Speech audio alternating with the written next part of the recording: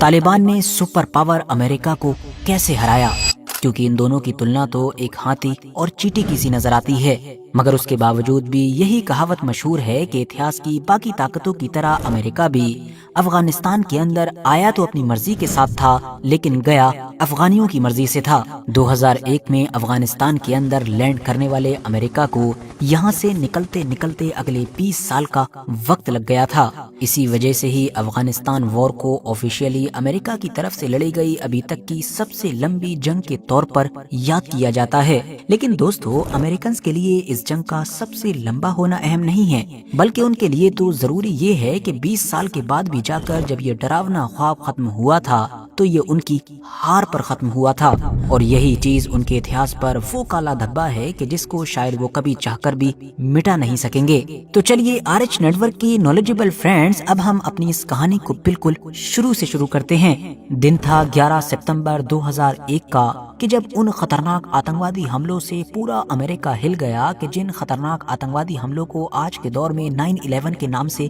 याद किया जाता है। अमेरिका ने बहुत जल्द ही ये रिजल्ट निकाल लिया कि इसके पीछे ओसामा बिन लादेन और उसका मशहूर ग्रुप अल-कायदा है। अमेरिका की तरफ से उस दौर में जो अफगानिस्तान के अंदर तालिबानी हुकूमत थी, उससे डिमांड की गई कि तुम्हारे यहाँ पर ओसामा बिन लादेन समेत जितने भी अल-कायदा के लीडर हैं सबको हमारे हवाले किया जाए। बदले में तालिबानी हुकूमत के मेन लीडर मतलब मुल्ला उमर का ये जवाब आया कि हमको पहले सबूत दिए जाएं कि उस हमले में इन लोगों का हाथ है, वरना हम ऐसा कुछ भी नहीं करने जा रहे हैं। अमेरिका ने सबूत मांगने वाली इस तालिबानी डिमांड को न सिर्फ पूरी तरीके से रिजेक्ट कर दिया, बल्कि वो तालिबान का इस तरह का रिस्पॉन्स देखकर गुस्से से लाल भी हो गया। अगले 15 से 20 दिन गुजरते गुजरते, मतलब जब तक 2001 में अक्टूबर का महीना शुरू हुआ, तब तक ऑलरेडी ये क्लियर हो चुका था कि अमेरिका अफगानिस्तान पर हर हाल में अटैक करने जा रहा है। और फिर आखिरकार वो दिन आ भी गया कि जब 7 अक्टूबर 2001 के दिन अफगानिस्तान के लगभग तमाम बड़े शहरों के जो आसमान थे वो अमेरिका और यूके के खतरनाक फाइटर जेट से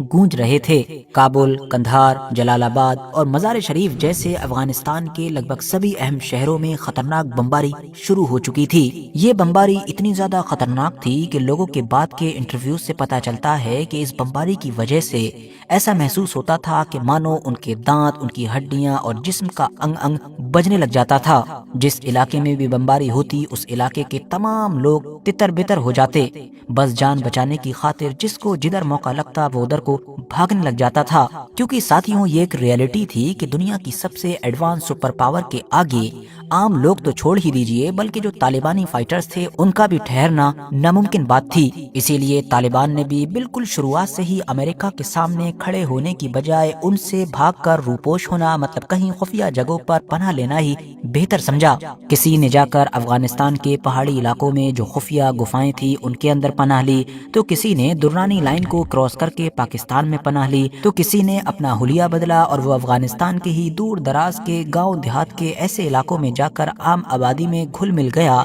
कि जहां पर अमेरिका का पीछे आना मुश्किल या फिर नामुमकिन बात थी। सिर्फ 2 दिन के अंदर ही इन खतरनाक हमलों की वजह से पूरे काबुल की इलेक्ट्रिसिटी गायब हो चुकी थी और शहर अंधेरे में डूब चुका था। जबकि लगातार होने वाली इस बमबारी की वजह से अब रात के वक्त लोगों को अपने ऊपर आसमान का कलर भी लाल दिखाई देने लगा था। दोस्तों, मशहूर जर्नलिस्ट समी यूसुफजई को एक बार इंटरव्यू देते हुए तालिबान के ही मजार शरीफ के कमांडर मौलवी अब्दुर्रहमान अखुंजादा ने बताया था कि अमेरिकी हमले के वक्त हमारे बहुत सारे ताज़ा दम और वेल ट्रेंड जो फाइटर्स थे वो जमीन के नीचे मौजूद खंदकों में मौजूद थे, लेकिन ये हमले इस तरह के थे और इतने खतरनाक थे कि जमीन के नीचे मौजूद खंदकों में भी जो फाइटर्स मौजूद थे वो सारे वहीं के वहीं मारे गए थे। और तो और जिन फाइटर्स की इन हमलों में जैसे तैसे जान बच भी गई थी, तो उनके नाक और कान से लगातार खून आ रहा था। सूरत हाल इतनी ज्यादा खतरनाक हो चुकी थी कि उस अफरा तफरी के माहौल में हम अपने फाइटर्स को दफना भी न सके। दोस्तों, मौलवी अखुंजादा लगभग 400 फाइटर्स के कमांडर थे और ये भी ऐसे हालात में अपनी जान बचाने की खातिर पाकिस्तान आ गए थे और फिर कराची में इनके मुताबिक ये एक लंबे वक्त तक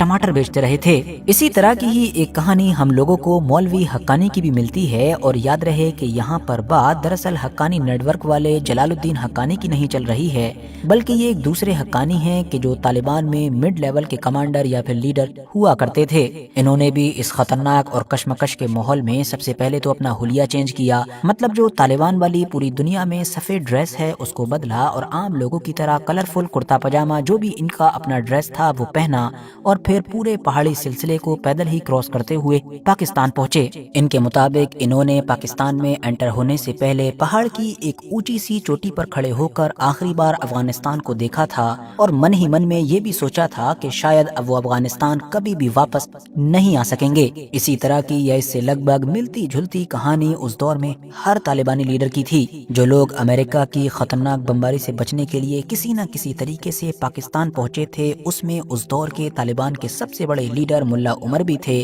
اور آج کے دور کے جو کچھ مشہور فیسز ہیں، مطلب کہ ملا عبدالغنی برادر یا پھر امیر خان متقی، یہ سارے ہی لوگ شامل تھے۔ تو کل ملا کر اب آسان شبدوں میں آپ یہ سمجھیے کہ اتنا جلدی طالبان کا پورا سسٹم کولیپس کر گیا تھا کہ جتنا جلدی شاید خود امریکہ نے بھی ایکسپیکٹ نہیں کیا تھا۔ طالبان کی پوری حکومت ہی کولیپس کر چکی تھی، اور افغانستان کی جتنی بھی میجر سٹیز تھیں ان پر امریکہ اور اس سے کوآپریٹ کرنے والا جو ناردرن الائنس تھا اس کا قبضہ ہو چکا تھا، اور اب امریکہ نے بڑی ہی تیزی کے ساتھ افغانستان کے اندر اپنی سپورٹ سے ایک نئی حکومت کھڑی کرنے کی تیاری بھی شروع کر دی تھی، جس کا لیڈر بعد میں جیسا کہ ہم جانتے ہی ہیں کہ حامد کرزئی کو بنایا گیا تھا۔ وہیں دوسری طرف اگر طالبان پر نظر ڈالیں تو ان کی لیڈرشپ تو پوری طریقے سے تتر بتر ہو چکی تھی۔ وہ لوگ آپس میں ایک دوسرے کے کانٹیکٹ میں نہیں تھے، بلکہ وہ تو ایک دوسرے سے کانٹیکٹ کرنا بھی نہیں چاہتے تھے، کیونکہ سبھی کے اوپر یہ خطرہ منڈرا رہا تھا کہ کہیں کانٹیکٹ میں آنے کی وجہ سے امریکہ کو ان کا سراغ نہ مل جائے۔ ان لوگوں کے لیے سب سے بڑی پریشانی کی بات تو یہ تھی کہ ان میں سے زیادہ تر لوگوں نے پاکستان میں پناہ لے رکھی تھی،